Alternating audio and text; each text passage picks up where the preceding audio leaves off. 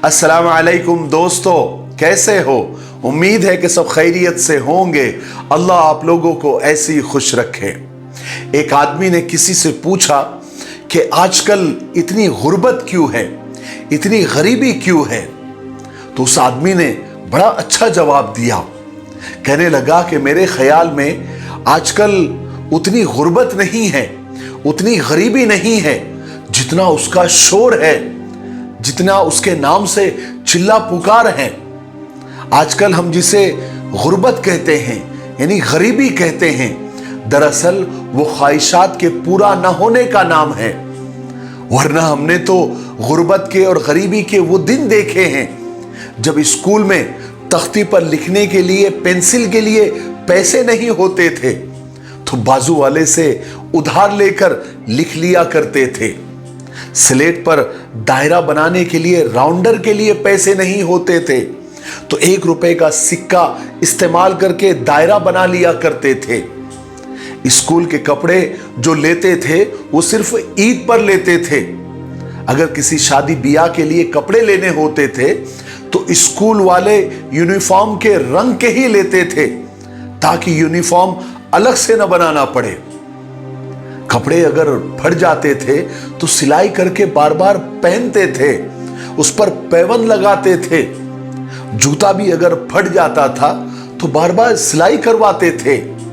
और जूता कोई बाटा या कोई ब्रांडेड कंपनी का नहीं हुआ करता था, बल्कि किसी मकामी या लोकल कंपनी का और प्लास्टिक का हुआ करता था।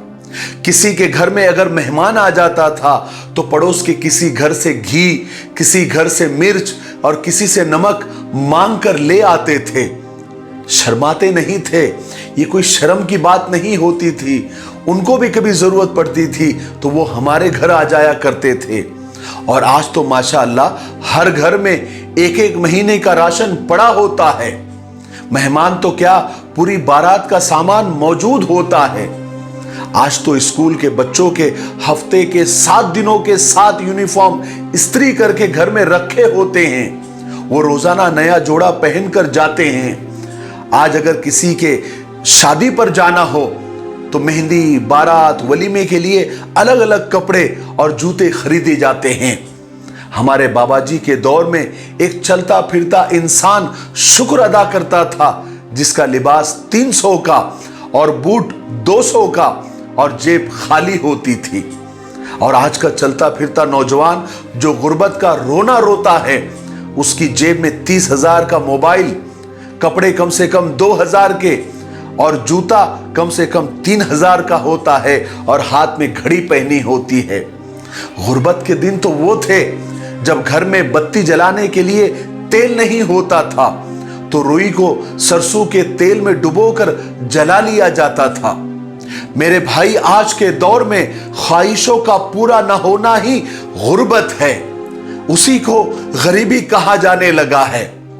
आजकल तो ऐसा हो गया है कि अगर किसी को शादी में जाने के लिए कम से कम उसके पास 3 सूट और ईद पर वो 5 जोड़े न सिला सके तो वो समझता है कि मैं गरीब हूं। तो आज ख्वाहिशात का पूरा न होना ही गुर्बत है। असल में हम नाशुक्रे हो गए हैं, इसलिए बरकतें उड़ गई है। थोड़ा सोच कर देखिए कि हिरकल बादशाह एक खास मिट्टी से बनी सुराही से ठंडा पानी लेकर पिया करता था तो दुनिया उसकी आसाइश पर और ऐश पर हसद किया करती थी, जलती थी कि देखो बादशाह कितने ऐश में है। अगर उसी बादशाह को आप अपने घर में रखा फ्रिज का ठंडा पानी अगर पेश करेंगे तो सोचो उस बादशाह के दिल पर क्या बीतेंगी। अगर कारून बादशाह को बता दिया जाए कि आज आपके जेब में रखा एटीएम कार्ड उसके उन खजानों की चाबियों से ज्यादा बेहतर है जिन्हें उस वक्त के ताकतवर तरीन इंसान भी उठाने से आजिज थे, तो सोचिए कारून पर क्या बीतेंगी। अगर किसरा बादशाह को बता दिया जाए कि आपके घर की बैठक में रखा सोफा उसके तख्त से ज्यादा कंफर्ट है, ज्यादा आरामदेह है, तो उसके दिल पर क्या बीतेंगी। अगर कैसर रूम बादशाह को बता दिया जाए कि उसके गुलाम शुतुरमुर्ग के परों से बने जिन पंखों से उसे हवा पहुंचाया करते थे, और आपके घर में लटके हुए पंखे और एसी उसके 1000वें हिस्से के बराबर भी नहीं है, तो सोचिए उस बादशाह के दिल पर क्या बीतेंगी। अगर आप अपनी खूबसूरत कार लेकर हलाकू खान के सामने फर्राटे भरते हुए गुजर जाए, तो क्या हलाकू खान को उस वक्त भी अपने घोड़ों पर गुरूर और घमंड होगा?